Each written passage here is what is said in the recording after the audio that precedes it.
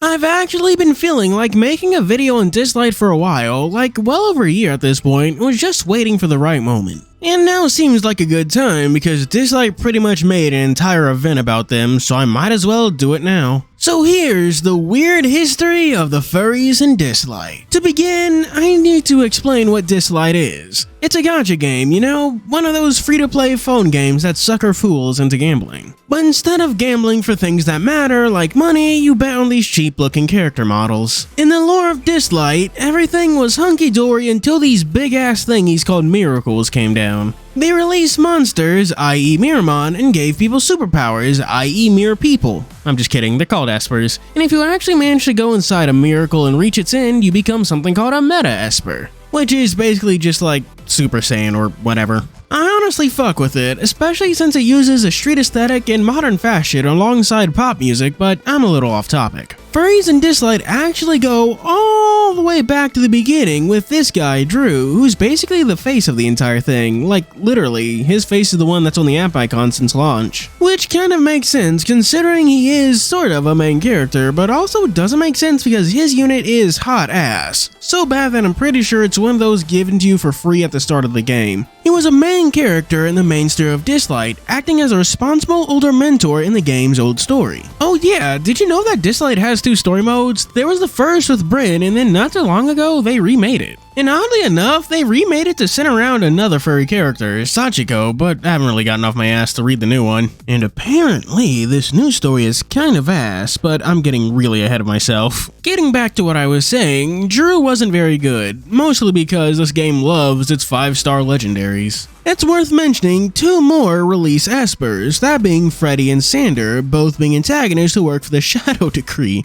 I'm sorry, I just can't take that name seriously. Was League of Super Not Nice already taken? They're also not that important, at least in the main quest I read, but they do show up kind of often. The next furry character is actually really important because Dislyte has this horrible thing called shimmers. They're basically ultra mega super premium mega spicy deluxe ghost rare chocolatey units. Just getting one is a huge pain in the ass, and they're always some of the best characters in the game, even the bad ones. And this is where the game's third or fourth shimmer ever released way back in the year of 2022 comes into play. Tevor, not Trevor because there's no R in his name. That caught me by surprise too. He's jokingly called Dislyte's real protagonist because Dislyte does do events with her own stories. And the protagonist of Dislyte's old story mode, Bryn, basically never showed up, while Tevor was the protagonist of like half of them. I'm overselling it, but he was a pivotal role in a lot. Just off the top of my head, he was a key player in Hilda's event, the protagonist of Sakura's event, and the protagonist of one of Dislyte's longest events, that being Yuhime's and Yamato's. And there's probably more I'm just not thinking of, like Intisar's. He was important there too.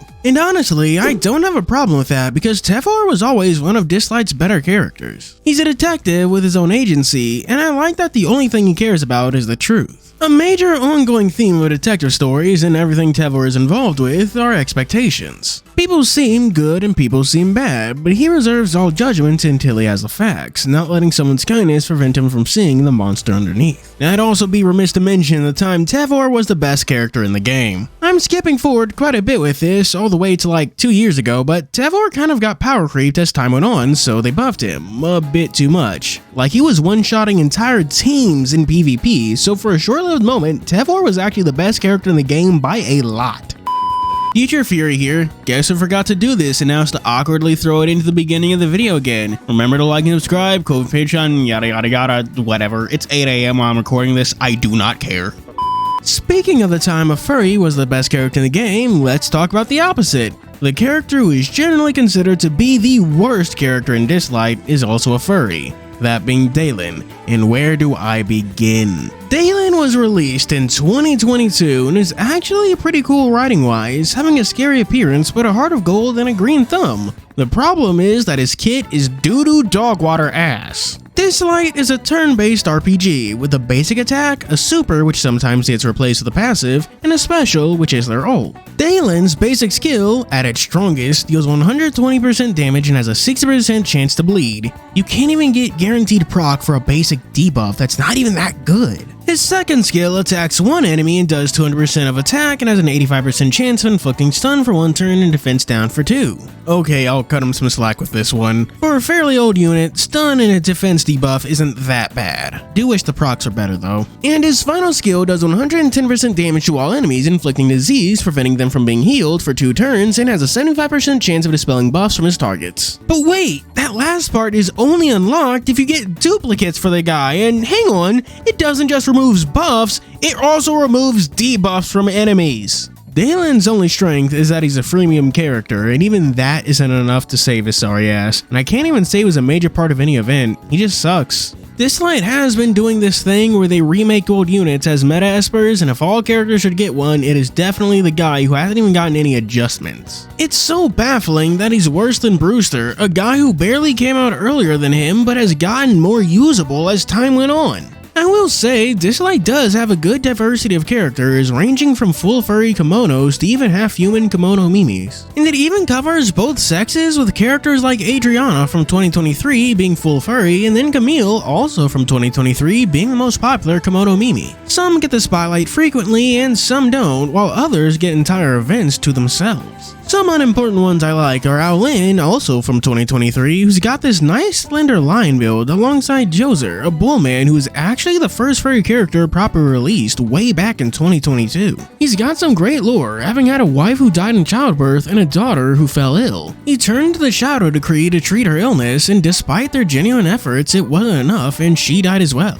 It's a nice, tragic backstory for someone who's pretty much a no-show in anything important. The closest he got to importance was being a minor antagonist in someone else's event. So yeah, he really can't get any wins even outside of Dislyte's story. Some important female furries are the previously mentioned Kimono Mimi Camille, who is apparently an official Dislyte VTuber. Or something. I don't watch VTubers because I am based and awesome pilled. And Sachiko, who dropped at the tail end of 2023 and is actually fairly important to the game, being a core part of Dislyte's revamped story mode, but like I said, I haven't touched it, so I can't give you much info on that. There's also Emma, which is yet another furry from 2023 who's designed to be partnered with Hangyue, a kimono mimi from the game's launch. She was fairly important to one of the Halloween events, being a pivotal character. She's based on the myths of rabbits pounding mochi on the moon, which is one of my favorite stories, so I probably like her more than I should. Getting back to the espers that are fairly noteworthy, we have Brewster, who was released way back in 2023. A furry character that got an entire event to himself, and I do like him as a character. He's vulgar, gross, and rude, but it's his way of acting out and asserting himself since he was experimented on in a lab by the Shadow Decree. He's actually very good from a gameplay standpoint, mostly because he's one of those semi-freemium espers where it's really easy to get duplicates of him. Considering Dislyte is one of those turn limit gachas and that Brewster's follow-up attacks don't add to the turn count, he's easy to cap out and great for a lot of PvE content. I actually wasn't here for a lot of this stuff because while I did play Dislyte on release, I dropped it soon after because the game was nonsense. But I did get back into Dislyte right around this time.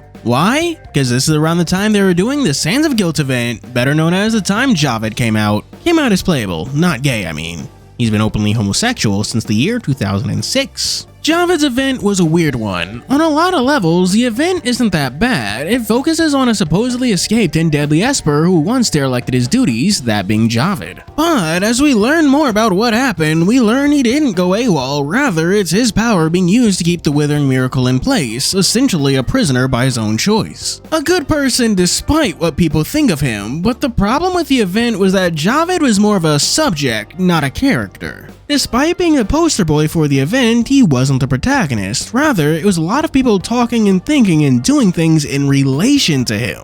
So he just kind of felt like a guest character in his own story. As a playable unit, he was sort of mid, being a DPS that just couldn't do much damage. He was bad to the point that they virtually gave away duplicates for free in that little box thing you buy from events, if that tells you anything. One really important furry character that I haven't mentioned is Shi, and he's honestly like the best character in the game writing-wise. He actually has his origins way earlier in another Esper's event, that being Embla's, who dropped in 2023. In Dislyte, Espers can actually not vibe with their divine powers, which can lead to things like amnesia, emotional instability, among a host of all the other issues. Seeing this happen to Embla in her event is just tragic. Watching her slowly lose herself, her memories getting more vague as bouts of extreme violence get more frequent. And that's where her husband, Shi, comes into play. It's not just that he's willing to do anything to help her, more that he already has and there's so little to show for it. In fact, he's the main antagonist of another furry event, Devouring Beast, back in 2023, which was actually when Ao Lin dropped, though he wasn't important. It's the first time we see Brynn in such a frickin' long time as she investigates rumors of a strange Miramon, only to be stopped by, Kimono Mimi? We'll call her Kimono Mimi. Valeria. Actually, this now begs the question, do we also count Brynn as Kimono Mimi? I mean, she has wings. I hope we don't. I don't want to have to cover her in this video. As it turns out, the Miramon is actually her brother Liam, who suffers from the same condition as Embla, but much less severe. And that's why Shi was using him as a test subject, but with Brynn's help, Liam does break free, and he and Valeria take to the seas together. The next furry, Adrena, wasn't relevant to the 2023 event Warm Winter, which is a shame, because Warm Winter was a banger. Emma's a little weird because we don't actually know when she dropped, but I do remember that around this time she had this weird little mini-game thing with Ethan, so this is just where I'm gonna put her. But who cares about that when you have the next Esper coming up, Jin Qiu and his event, Cell Block Chaos. It's worth noting that at this point, Dislyte definitely knew what they were doing. In one of their polls, Grindr was an option for what other apps their players are using, which is doubly funny considering they didn't even put Tinder down. They even commissioned some art from popular furries in the community, but what's noteworthy is that some of them were so NSFW that Dislyte doesn't use them, so I guess you could say they sucked off more than they could swallow.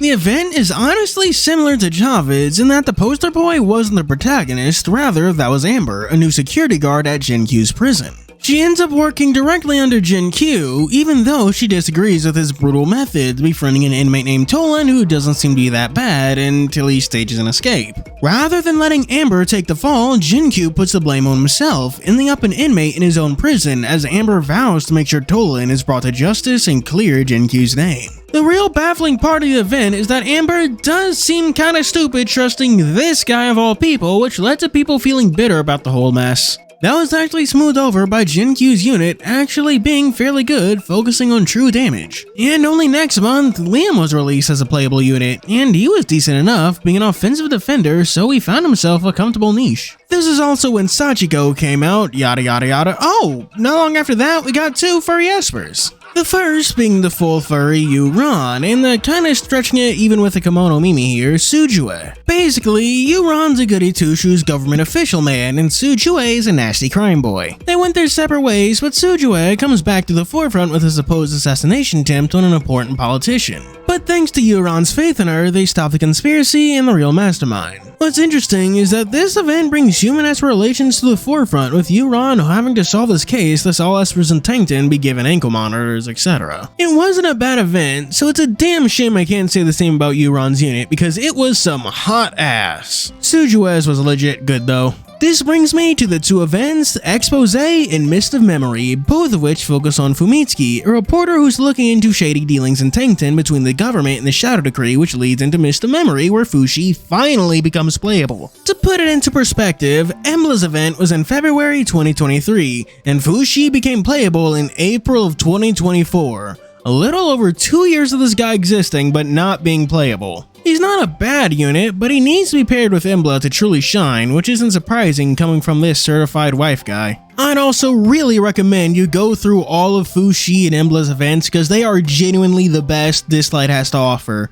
Like, there's a reason I'm not spoiling the ending for you because they are genuinely something you should read for yourself. The next furry we got dropped next month, that being Momo, but she was part of this annoying ass PvP event in a much better story event with Sakura and Tevor, fuck! Was also happening here. It's a short but sweet story with Tevor and his Watson investigating a mysterious house where people keep going missing only to find Sakura. She seems nice, if a bit overly cautious about her mother. In an Alfred Hitchcockian fashion, we find that her mother is, well, not quite dead, but probably wishes she was. A little while later, in October of 2024, Momo becomes relevant in the final Elegy event, and Momo gives it her best college try, but well, the fact that I'm not calling her Meta Momo lets you guess whether or not she succeeds, right? Then we got two furries back to back, the first being another PvP championship piece of shit, Winlock, who hasn't been part of any event, and I'm not really sure if they're playable or not. I've heard like 0 things about them online. Then there was the next fusible freemium Esper, Ming Shou, a bird Komodo Mimi who only shows up in Nathaniel's event. And even though his role is small, the event was good enough to make me like him. The next big furry Dislyte got was this January, and it was Suiza. His event wasn't bad, instead it was just very okay. Like, I didn't hate it, but I wouldn't go through it a second time. His unit honestly isn't bad, but only with heavy investment. I mean like full dupe investment. Which then brings us to the very recent Lost Sands event, which I didn't read.